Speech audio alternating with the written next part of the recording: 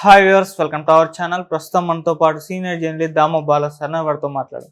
నమస్కారం సార్. నమస్తే సార్, రామోజీరావు గారు చనిపోయిన తర్వాత ఆయనకు సంబంధించిన విషయాలు కానివ్వండి, లేకుంటే వాళ్ళ ఫ్యామిలీకి సంబంధించిన విషయాలు సోషల్ మీడియాలో చర్చించుకోవడం మనం చూస్తున్నాం. అందులో ముఖ్యంగా వాళ్ళ చిన్న కొడుకు సుమన్ ఆయన గురించి, అంటే రామోజీరావు గారి గురించి సాక్షి టీవీకి ఒక ఇంటర్వ్యూలో ఇవ్వడం జరిగింది సార్. మరి ఆయన ఏం చెప్పారు రామోజీరావు గురించి, అసలు చిన్న కొడుకు సుమన్ ఎలా చనిపోయారు సార్? రామోజీరావు గారికి ఇద్దరు కొడుకులు. ఒకరు ఏమో కిరణ్, పెద్ద అతను, రెండో అతను సుమన్. ఈ సుమన్ 2012లో చనిపోయాడు. బేసిక్గా ఇతను చనిపోవడానికి కారణం క్యాన్సరు. ఆయనకి 2006 ఆ ప్రాంతంలో క్యాన్సర్ వచ్చింది. ఆయన ఎక్కువ కాలం బతకడని అప్పుడే అన్నారు. బట్ ఆయన అమెరికా తీసుకెళ్ళి ట్రీట్మెంట్ అది ఇప్పించారు. బాగున్నాడు అనుకున్నప్పుడు మళ్ళీ ఆయన చనిపోయారు. అయితే 2007-8 ప్రాంతాల్లో సుమన్కి రామోజీరావుకి మధ్య గొడవలు అనేది బయటకు వచ్చింది. అప్పట్లో అది పెద్ద సంచలనమైంది. ఎందుకంటే సుమన్ బయటకు వచ్చి సాక్షిలో ఒక పెద్ద ఇంటర్వ్యూ ఇచ్చాడు. రామోజీ రామాయణం అని పెట్టి వాళ్ళు ఒక అంటే సుమన్ అండ్ ప్రభాకర్ ఎవరంటే అప్పుడు ETV creative head, Suman close friend. So అతన్ని కూడా బయటికి పంపించేశారు. సో ఈ ప్రభాకర్, ఈ సుమన్ ఇద్దరు కలిసి జాయింట్గా ఇంటర్వ్యూ ఇచ్చారు అన్నమాట. సో అందులో సుమన్ చాలా ఆవేదనగా చాలా విషయాలు బయటికి తీసుకొచ్చాడు. అదేంటంటే మా నాన్నకి నేనంటే ఎప్పుడు ఇష్టం లేదు అనేది చెప్పాడు. యాక్చువల్గా సుమన్ ఇక్కడ హైదరాబాద్ పబ్లిక్ స్కూల్లో చదువుకున్నాడు, తర్వాత నిజాం కాలేజీలో చదువుకున్నాడు, తర్వాత అమెరికాలో చదువుకొని వచ్చాడు. తనకు ముందు నుంచి కూడా యాక్టింగ్ అన్న, క్రియేటివ్ రైటింగ్ ఇవంటే ఇష్టం అనమాట. బిజినెస్ కంటే కూడా వీటి పట్ల అతనికి అట్రాక్షన్ ఎక్కువ. కిరణ్ ఏమో వ్యాపారాలు అవి చూసుకోవడం, వాటిలో కిరణ్ కానీ ఆయన భార్య శైలజ కానీ వీళ్ళిద్దరూ వ్యాపారాలు చూసుకునేవాళ్ళు. మేబీ రామోజీరావు అంటే వాళ్ళకి ఏంటంటే తన కొడుకులు ఇద్దరు కూడా వ్యాపారం చూసుకోవాలని అనుకొని ఉంటాడు. బట్ ఇతను వ్యాపారం కంటే కూడా ఇతనికి క్రియేటివ్ ఇంట్రెస్ట్ కాబట్టి ఈటీవీ పెట్టమని ఇతనే అడిగాడు అనేది కూడా అంటారు. ఏదేమైనా ఈటీవీ పెట్టినప్పుడు ఇతను ఈటీవీ 2కి హెడ్గా పెట్టారు. సో ఇతను సీరియల్స్ తీయడం మొదలుపెట్టాడు. అది రామోజీరావుకి ఇష్టం లేదు. అంటే ఇతను వెనక ఉండాలి తప్ప ఇతనే సీరియల్కి రాయడము తీయడం అది ఇష్టం లేదని చెప్తారు మొత్తంగా. అయితే ఇతను కొన్ని హిట్ అయినవి కూడా ఉన్నాయి. అంతరంగాలు, విధి, స్నేహ, లేడీ డిటెక్టివ్, వసుంధర, శివలీలలు ఇలాంటివి. వాటిలో కొన్ని హిట్లు ఉన్నాయి, కొన్ని ఫ్లాప్లు ఉన్నాయి. ఎవరు తీసినా సీరియల్స్ అన్నీ హిట్ కావు, అన్ని ఫ్లాప్లు కావు. సో అయితే ఇతని మీద అప్పట్లో కూడా జోకులు వేసుకునేవాళ్ళు. ఇతని క్రియేటివ్ రైటింగ్ కూడా బుక్కులు వస్తే ఆ బుక్కులంతా కూడా పరమ చెత్త రైటింగ్ అని అనేవాళ్ళు. చాలా నిజానికి పరమ చెత్త రైటింగ్ టీవీల్లో వర్కౌట్ అవుతాయి కూడా. అదేమీ గ్రేట్ సీరియల్ అన్నీ గ్రేట్ కాదు. నేను కూడా కొద్ది రోజులు సీరియల్స్కి పనిచేస్తాను రైటర్గా. చాలా పనికిమాలిన రైటింగే ఉంటుంది. అంటే ఆ సీన్లే అట్టుంటాయి. వాళ్ళు అప్పటికి సార్ ఎక్కువ రాయండి అనేవాళ్ళు. అంటే ఆ సీన్లో అవసరం లేకపోయినా డైలాగులు ఎక్కువ రాయాలి. సో అంటే పొడిగిచ్చాలి వాళ్ళకి. అప్పట్లో ఏంటంటే ఎంత తక్కువ టైంలో ఎంత ఎక్కువ ఫుటేజ్ ఇవ్వాలనేదే డైరెక్టర్లకు ఉండే టెన్షన్. అందువల్ల సీన్లలో డైలాగులో కూర్చోబెట్టిన మాట్లాడిచ్చేయచ్చు కదా, మాట్లాడిస్తే లెంగ్త్ ఎక్కువ వస్తుంది. అదొక ప్యాటర్న్. సో నేను పనిచేసిన సీరియల్ కూడా నేను ఇప్పుడు ఒక ఎపిసోడ్ కూడా చూడలేదు. ఎందుకంటే నా వల్ల అయితే సీరియల్ చూడలేను నేను. సో అది పరిస్థితి అన్నమాట మామూలుగా. అందువల్ల ఇతని సీరియల్ మీద కూడా నెగిటివ్ పాజిటివ్ ఉంది. హిట్ అయినవి ఉన్నాయి, జనాలు తిట్టుకునే వాళ్ళు కూడా ఉన్నారు. మేబీ రామోజీరావుకి అది ఇష్టం లేకపోయి ఉండొచ్చు. సో సుమన్ వెర్షన్ ఫస్ట్ మనం చెప్పుకుంటే, సుమన్ ఏమన్నా అంటే నేను స్క్రిప్ట్ రాయడం అంటే మా నాన్నకి ఇష్టం ఉండేది కాదు. విపరీతంగా నన్ను అరిసేవాడు, తిట్టేవాడు, ఫోన్లు చేసి తిట్టేవాడు, పర్సనల్గా తిట్టేవాడు.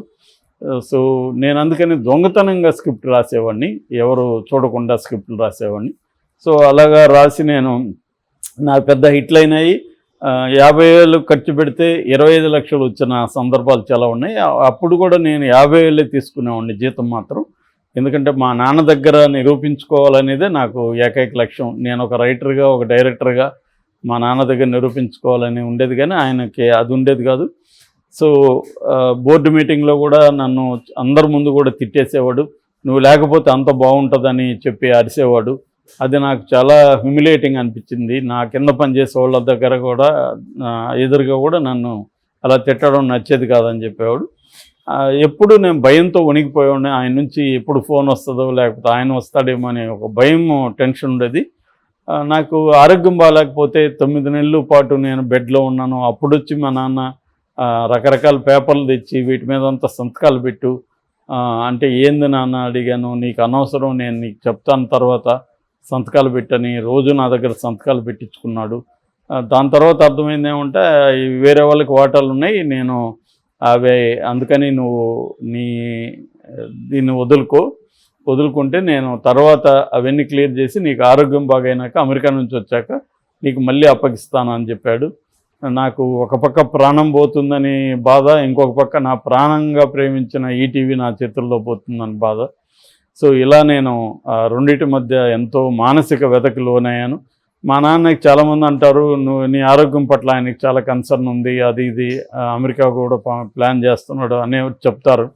కానీ నా ఆరోగ్యం పట్ల అంత కన్సర్న్ ఉన్నప్పుడు నన్ను ఇంత మానసిక వ్యాధి గురి ఎందుకు చేశాడు మా నాన్న? ఇంత మానసికంగా ఇబ్బంది ఎందుకు? దానివల్ల నా వ్యాధి ఇంకా ఎక్కువైంది. నన్ను హ్యాపీగా ఉంచాల్సింది పోయి నన్ను మానసిక వ్యాధికి వ్యధకి గురి చేశాడు. దానివల్ల క్యాన్సర్ కూడా నాకు ఇంకా పెరిగింది అనేది ఆ అబ్బాయి చెప్పాడు. అట్లాగే యుఎస్ నుంచి బాగా వచ్చినాక కూడా నాకు ఇస్తానన్నాడు కానీ ఇవ్వలేదు. నేను ఆయన కొడుకుగా పుట్టడమే మహాపాపం.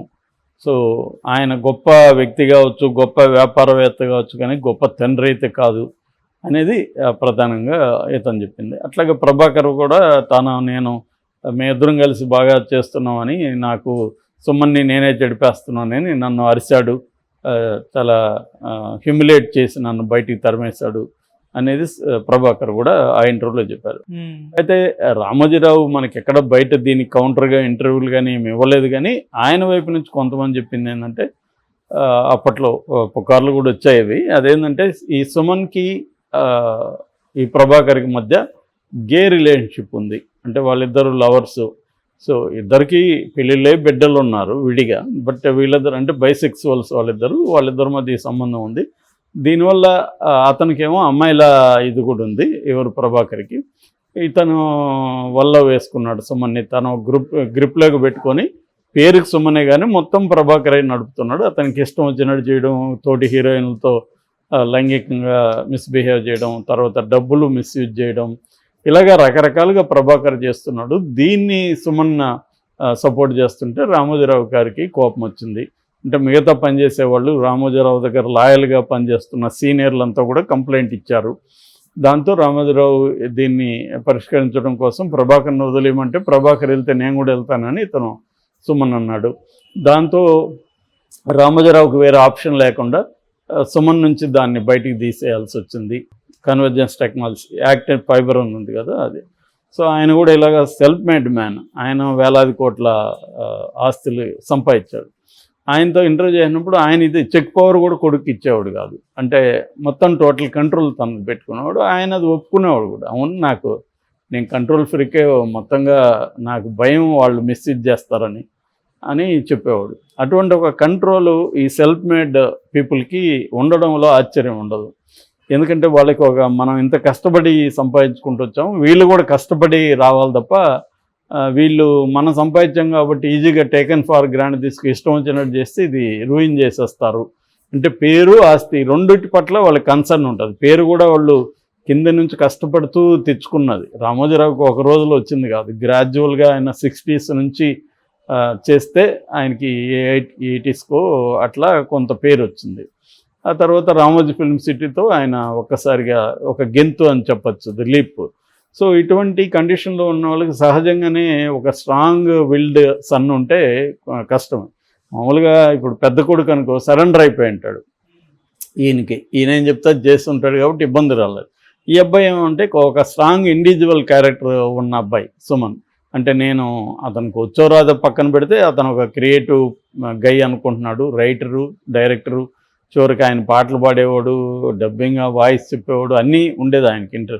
ఆలినాలు అతనే చేసేవాడు, బొమ్మలు వేసేవాడు అలాగా. సో దానివల్ల ఇద్దరి మధ్య కాంట్రడిక్షన్ అనేది వచ్చుండొచ్చు. ఇది ఇట్లాంటి బిజినెస్ కుటుంబాల్లో, అనేక బిజినెస్ కుటుంబాల్లో ఇలాంటి ఇష్యూస్ ఉన్నాయి. కాబట్టి మనం రామోజీరావు చెడ్డోడనో లేకపోతే సుమన్ చెడ్డోడనో లేకపోతే వైస్ వెర్సా ఇలా మనం జడ్జి చేయలేం. కానీ ఆ కాన్ఫ్లిక్ట్ కారణం మాత్రం నేను ఇందాక చెప్పిన జనరేషనల్ ప్రాబ్లం, సెల్ఫ్ మేడ్కి న్యూ జనరేషన్ మధ్య ఆ ప్రాబ్లం ఖచ్చితంగా చాలా ఫ్యామిలీస్లో ఉంటుంది. Okay sir, thank you so much sir.